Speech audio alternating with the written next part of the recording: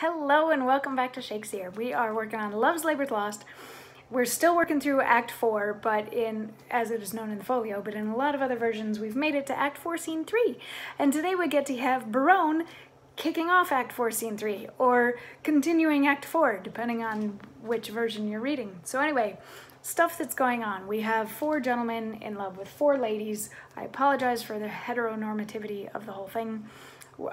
We also have a weird little love triangle going on between Jaconetta and Costard and Armado.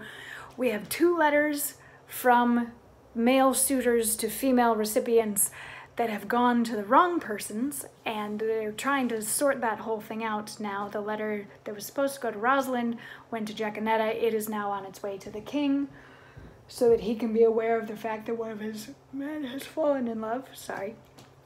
And the sort of nice thing is that aside from the weird little love triangle, everybody is in love with each other. There isn't any, like, it's not that the king is in love with Rosalind, who's loved Longueville, blah, blah, blah. It's all very matchy-matchy.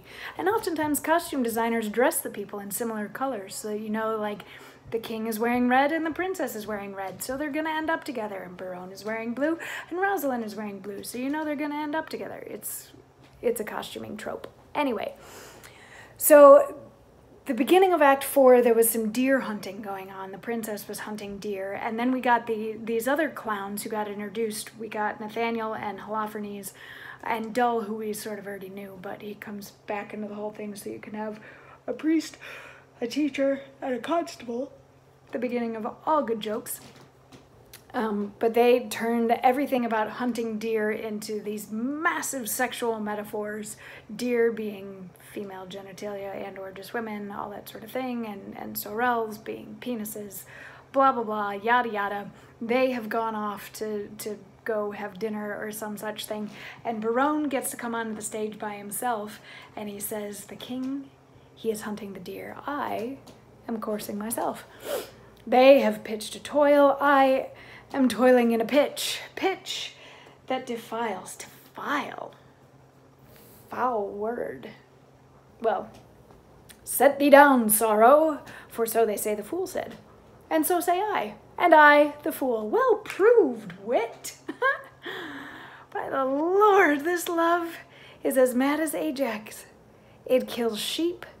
It kills me, I a sheep, well proved again on my side. I will not love. If I do, hang me. In faith, I will not. But her eye, by this light, but for her eye, I would not love her. Yes, for her 2 eyes. Well, I do nothing in the world but lie, and lie in my throat. By heaven, I do love, and it hath taught me to rhyme and to be melancholy, and here is part of my rhyme, and here my melancholy. Well, she hath one of my sonnets already. The clown bore it, the fool sent it, and the lady hath it. Sweet clown, sweeter fool, sweetest lady. By the world, I would not care a pin if the other 3 were in. Here comes one with a paper. God give him grace to groan. And then he goes and hides in a bush. So what Berowne is saying here is he's finding himself in the very tough situation of not wanting to be in love, but he is in love, and he's trying to,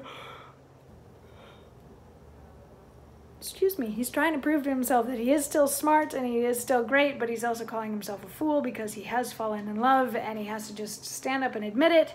He is in love, and that's fine. He loves her. That's great. And this really wouldn't be that big of a thing if the king and Dumaine and Longueville were also in love. Then wouldn't that be great? And he wouldn't have to feel so bad about having fallen in love with this woman. But then somebody comes in, and it happens to be the king, and he's carrying a piece of paper. So Berowne hides in a bush to find out what the king is doing there with this piece of paper, and tomorrow we get to hear the contents of that paper. So I will see you then for that. Mwah.